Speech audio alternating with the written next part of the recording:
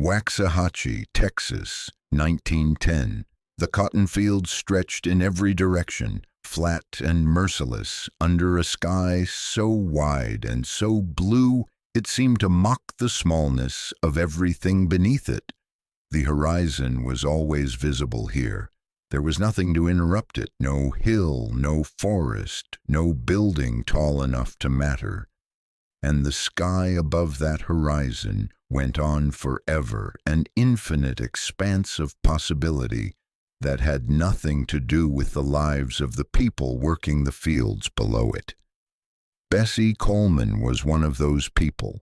She was in her late teens, the 10th of 13 children born to George and Susan Coleman, a family that had survived the particular brutality of post-Reconstruction Texas through a combination of hard work, fierce intelligence, and the kind of stubborn refusal to be entirely broken that the system had not yet found a way to legislate away. Her father was part Cherokee, her mother black, and in the taxonomy of Jim Crow Texas, this combination placed the entire family in the category of people for whom certain doors were closed before they ever approached them. She picked cotton, she did laundry, she saved money with a discipline that her neighbors found remarkable and her siblings found slightly bewildering, and she looked up. The sky above Waxahachie was the same sky above Paris, above London, above every city in the world, where people were doing things that no one in Waxahachie had yet imagined doing. She understood this in the way that certain people understand things before they have the language to articulate them. Not as a thought exactly, but as a direction, a pull, a knowledge that the life visible to her from where she stood was not the only life available to her if she was willing to move far enough to find the edges of the visible world. She had heard about airplanes. The Wright brothers had flown at Kitty Hawk in 1903, and in the years that followed, aviation had expanded with the breathless speed of a technology that everyone could see was going to change everything.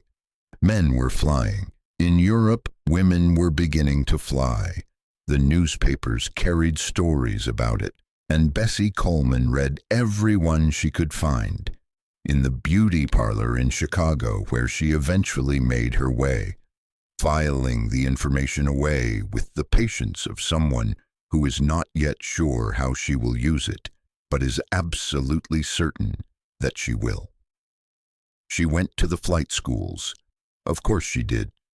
She went to every one she could find in the Chicago area in the late 1910s, and every one of them turned her away. Some cited her race, some cited her gender, some cited both simultaneously, as though the combination were so obviously disqualifying that no further explanation was required. The system had been designed with the thoroughness that American systems brought to the business of exclusion to ensure that a black woman from Waxahachie, Texas, would never sit in the cockpit of an airplane. The system had not calculated Bessie Coleman correctly. Robert Abbott was the founder and editor of the Chicago Defender, the most widely read black newspaper in America, and he was one of the people who told Bessie Coleman what she needed to hear, that France was different, not perfect, not without its own hierarchies and its own prejudices, but different in the specific way that mattered to her at that specific moment. France had flight schools that would accept a black woman as a student. France had an aviation culture that evaluated applicants on their aptitude and their determination rather than on the color of their skin or the configuration of their chromosomes. France had, in the aftermath of the First World War, a surplus of aircraft and instructors, and a general attitude toward the sky that was more democratic than anything available in the United States. She would have to learn French. She studied it with the same intensity she brought to everything. Evenings after her shift at the beauty parlor, weekends, every available hour applied to the task of acquiring enough of the language to navigate a foreign country and a technical training program conducted entirely in it. It took her approximately a year. Then she got on a ship and crossed the Atlantic Ocean. The crossing itself was an act of extraordinary courage that tends to get lost in the more dramatic story of what came after it. In 1920, a young black woman from Texas crossing the Atlantic alone to pursue a dream that her own country had told her was not available to her. This was not a small thing. It was the physical enactment of a refusal, the embodiment of the principle that if the world you are in will not give you what you need, you find a different world. She arrived in France and enrolled in the Caudron Brothers School of Aviation at Le Crotoy, in the Somme region of northern France. The aircraft she trained on was the Caudron G-3, a biplane that had been used extensively during the First World War, and that was, by the standards of 1920, an unforgiving machine, responsive to errors in a way that punished inattention and rewarded precision. The training was physically demanding and technically complex. She was the only black student. She was the only American woman. She excelled. The contrast between what she was experiencing in the French sky and what she had left behind in the American ground was not lost on her, and she reflected on it in the letters she wrote home during her training. In France, she wrote, she was evaluated on what she could do. In America, she had been evaluated on what she looked like. The sky, she was discovering, operated according to different rules than the earth. Rules based on physics and skill and concentration. Rules that did not care about the taxonomy of Jim Crow or the prejudices of flight school administrators in Chicago. Gravity was democratically indifferent. The wind did not discriminate. And Bessie Coleman, it turned out, was extraordinarily good at managing both. On June 15, 1921, Bessie Coleman received her international pilot's license from the Fédération Aéronautique Internationale. She was the first black woman in the world to hold such a license. She was the first person of Native American descent. She was, in the specific and verifiable language of official record, the first African American woman to earn a pilot's license of any kind, anywhere on Earth.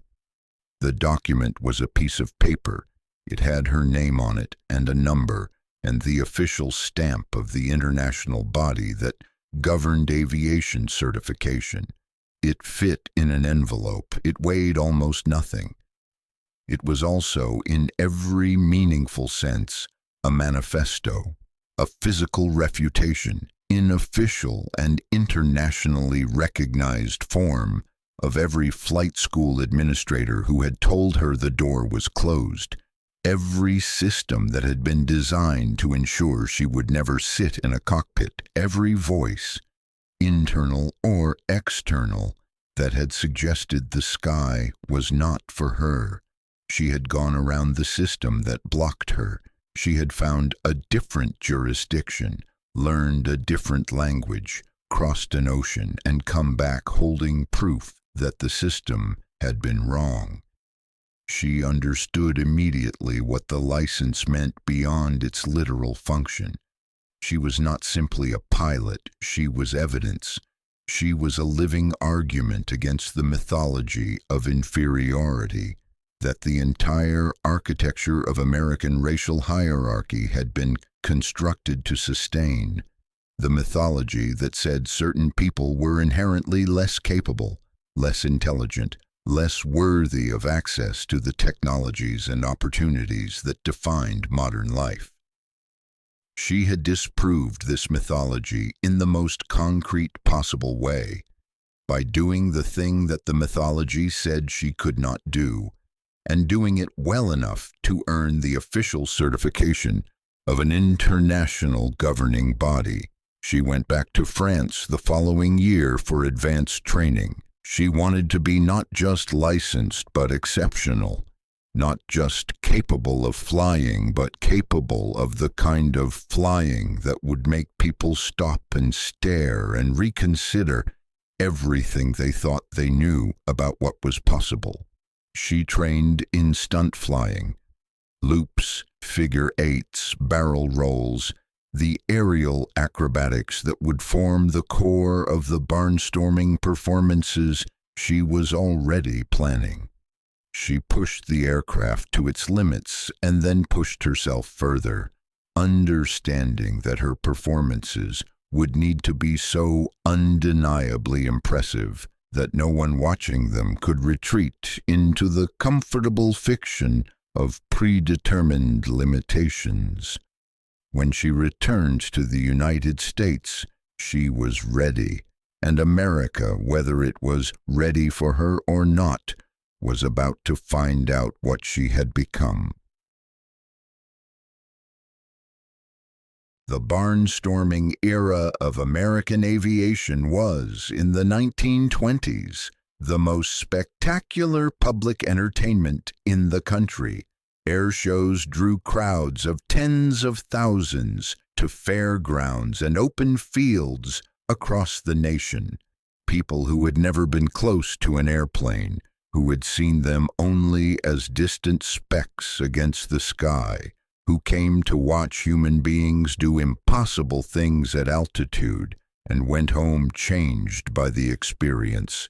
It was theater performed at 2,000 feet, drama written in contrails and engine noise, and it required performers who combined technical mastery with showmanship in roughly equal measure. Bessie Coleman, who had trained for exactly this, was extraordinary at it. She flew loops that left the crowds gasping. She executed figure eights with a precision that the other barnstormers at the shows, most of them white men who had been flying for years, recognized as the product of serious technical training and genuine talent. She performed aerial dives that brought the aircraft to within what seemed like a terrifyingly small distance of the ground before pulling up with the controlled confidence of someone who had calculated exactly how much margin she had and was using all of it deliberately. The crowds loved her. The press covered her.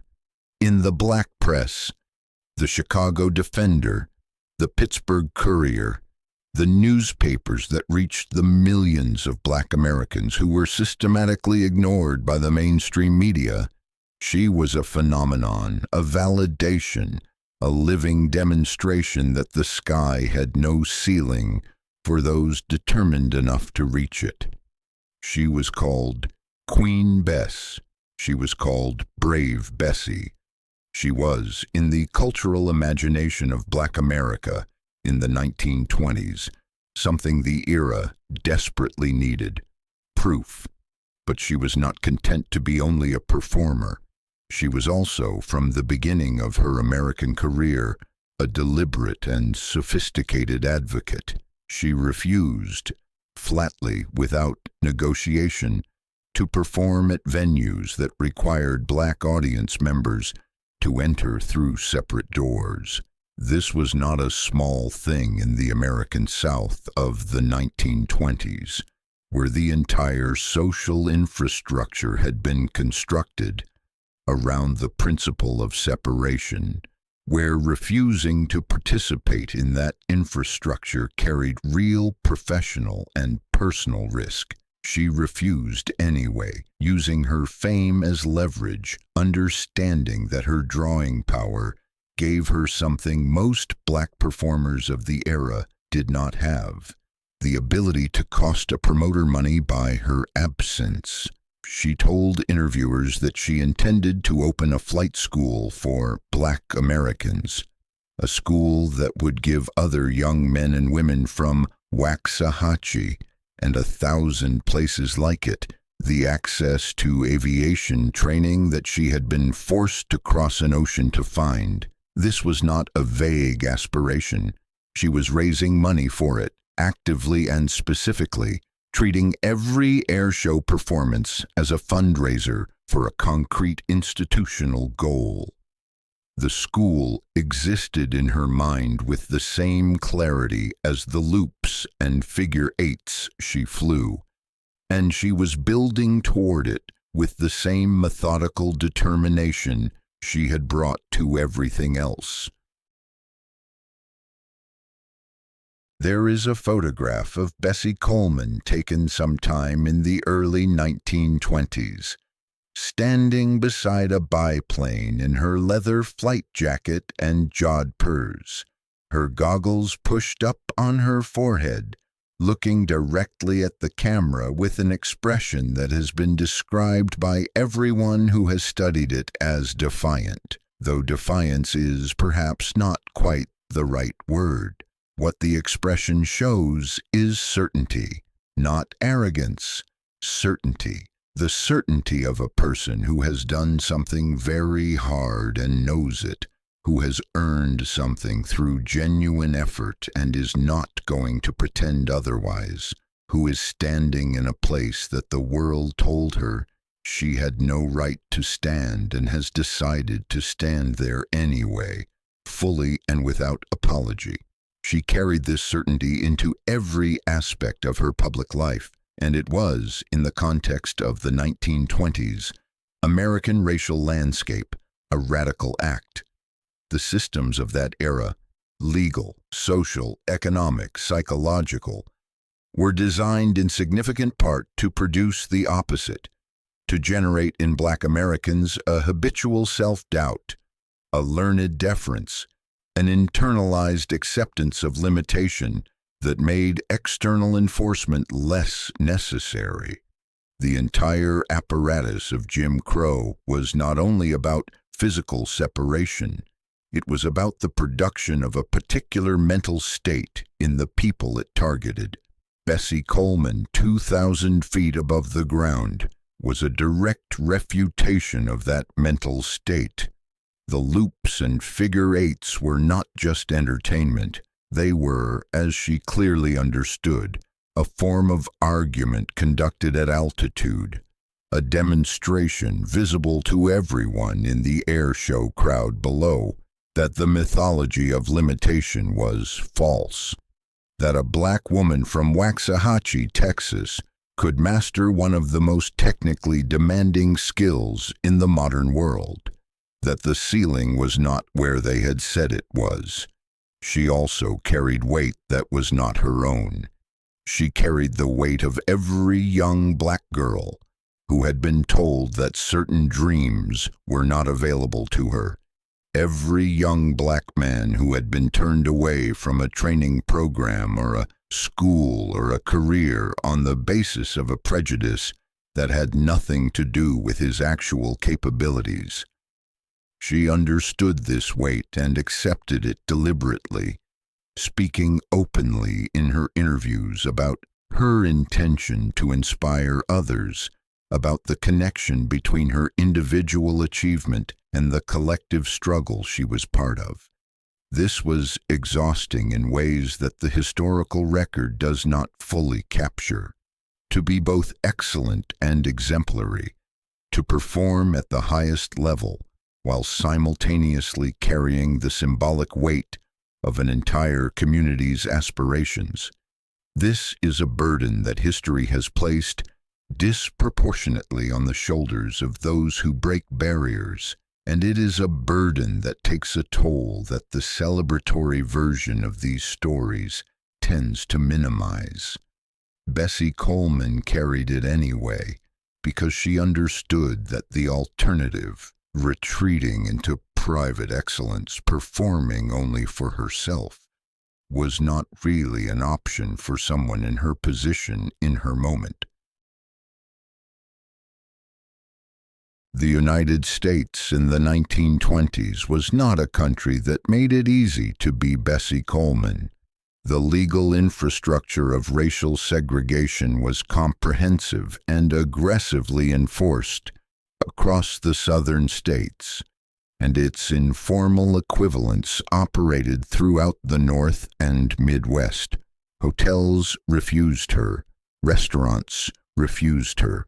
The aviation industry, which was in the process of professionalizing and institutionalizing itself in exactly these years, was building its infrastructure on the assumption that its pilots would be white and male, and the resistance to her presence was not only personal, but systemic.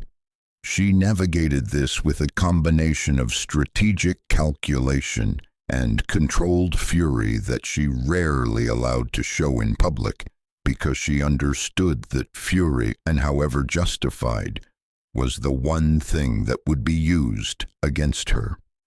A black woman who expressed anger was dangerous in the cultural imagination of the 1920s. A black woman who smiled and performed and then refused quietly and firmly to enter through the side door was something harder to dismiss. She chose her battles with the precision of someone who knows she does not have unlimited resources and cannot afford to spend them on fights she cannot win. The flight school remained her primary goal. She needed money, which meant she needed performances, which meant she needed to keep flying regardless of the obstacles. She took engagements where she could find them, negotiated her conditions as firmly as her drawing power permitted, and put every dollar she could spare toward the fund she was building.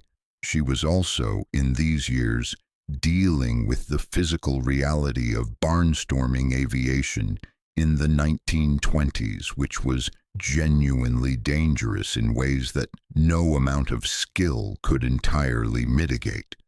The aircraft of the era were mechanically unreliable by modern standards.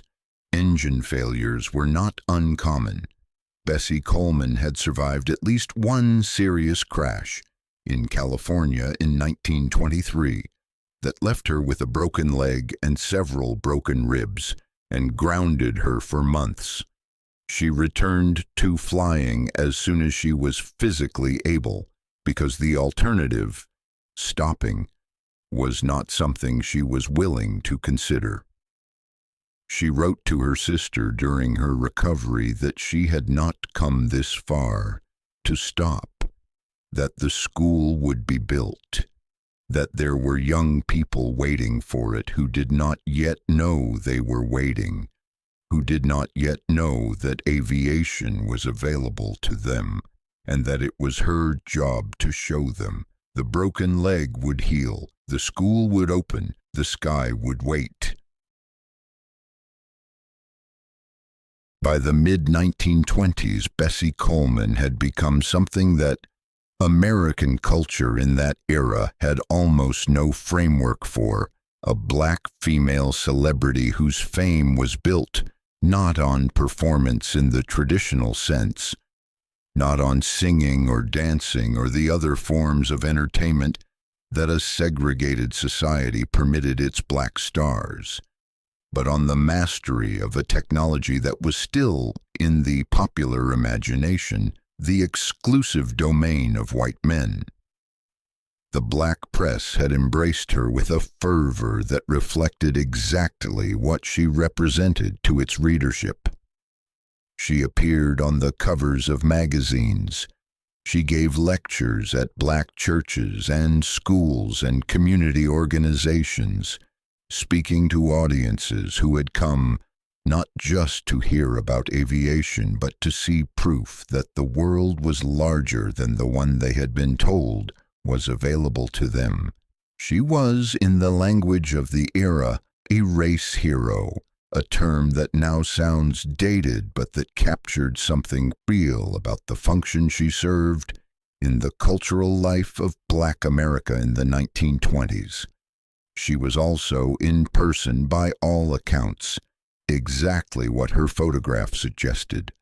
A woman of formidable presence and absolute conviction, who spoke about her goals without false modesty and without aggression, with the calm certainty of someone who has already done the hardest part and knows it.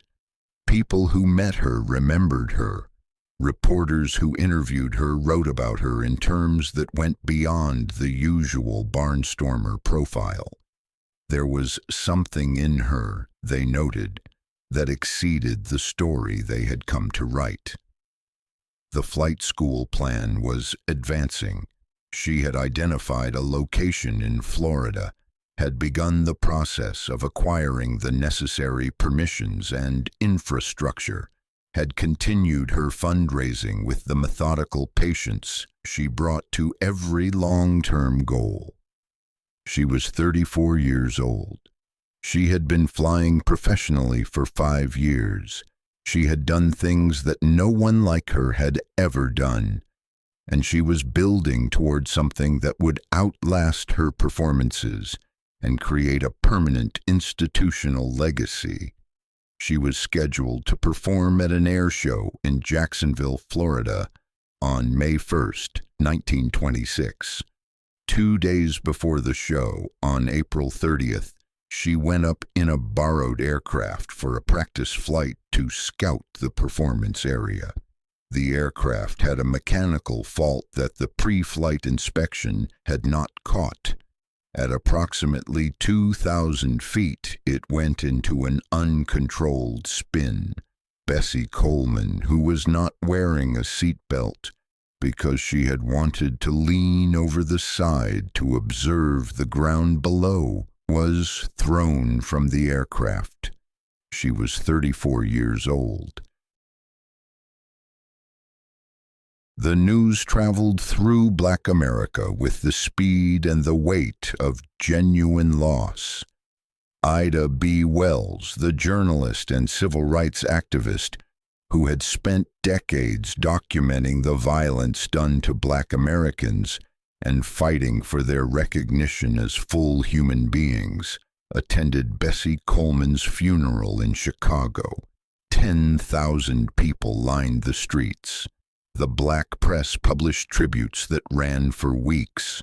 Letters arrived from around the country, from young women who had seen her fly and decided that their own dreams were possible, from community leaders who understood what her presence in the world had meant, from ordinary people who had never met her and felt somehow that they had lost someone they knew. This response was not simply grief for an individual. It was the grief of a community for what she had represented, the grief that comes when a symbol of possibility is suddenly, violently removed. Bessie Coleman had been proof that the ceiling could be broken, and her death did not disprove this. She had already broken it. The proof was already in the record. But it removed the living embodiment of the proof, the woman whose continued existence was a daily argument against limitation. The flight school was never built. The money she had been raising, the institutional legacy she had been working toward, died with her, or rather was deferred. The idea did not die. The community she had inspired did not forget what she had shown them was possible. But the specific institution she had planned, the school that would have given the next generation of black aviators the training that she had been forced to cross an ocean to find, that did not happen in the way she had intended it. What happened instead was something more diffuse and, in the long run, more powerful. The example she had set continued to work in the world after her death in the way that genuine examples always do. The young people who had seen her fly, who had heard her speak, who had read about her in the Chicago Defender. They carried what she had shown them into their own lives and their own decisions. Some of them flew, some of them built, some of them simply refused, when the moment came, to accept the limitations that the world was trying to impose on them, because they had once seen a woman from Waxahachie, Texas, refuse the same thing from 2,000 feet in the air. The Tuskegee Airmen flew in World War II.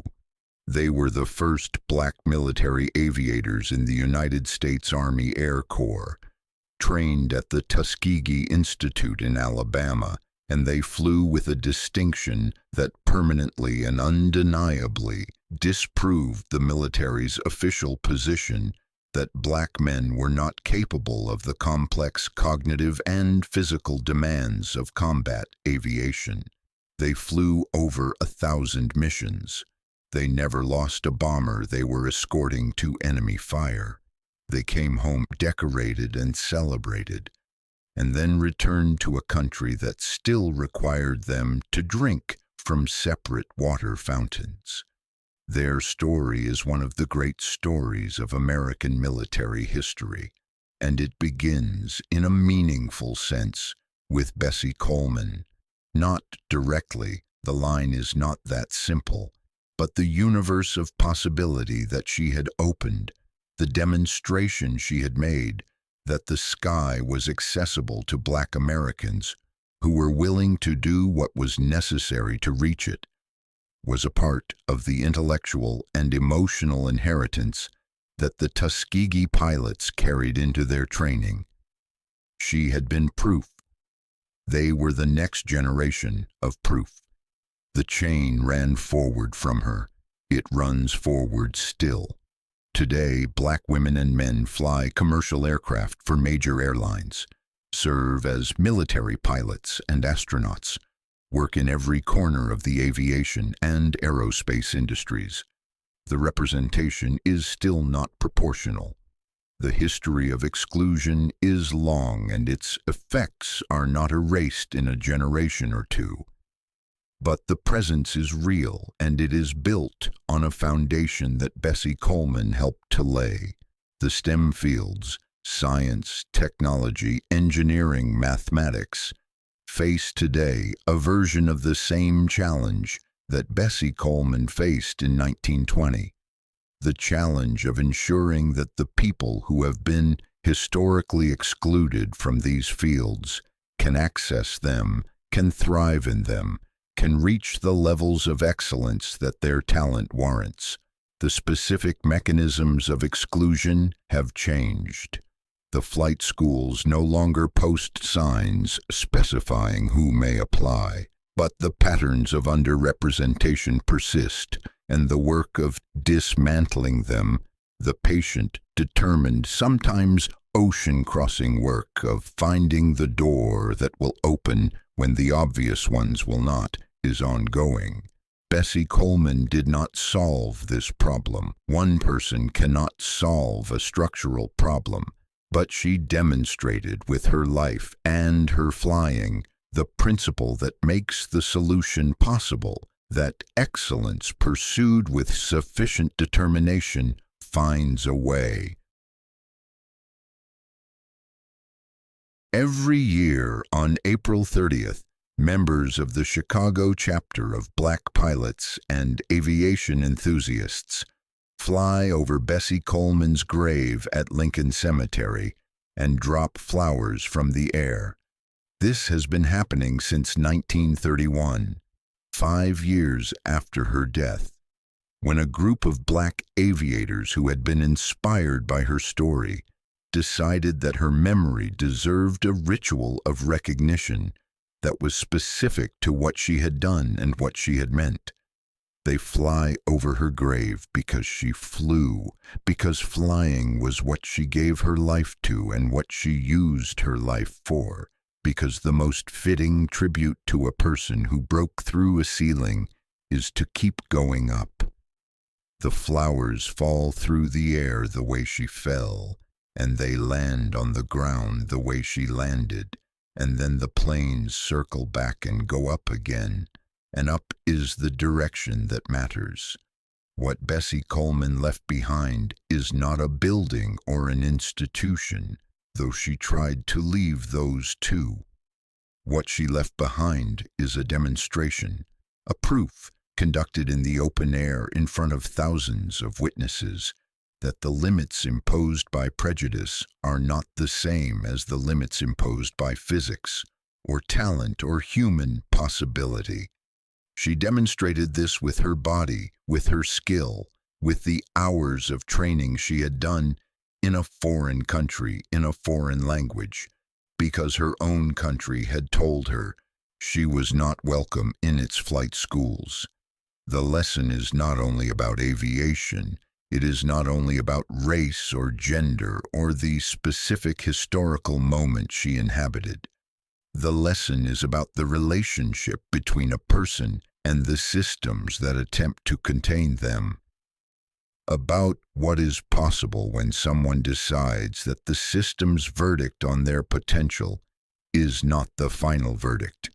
When someone looks at a closed door and starts looking for the ocean, they might need to cross to find an open one.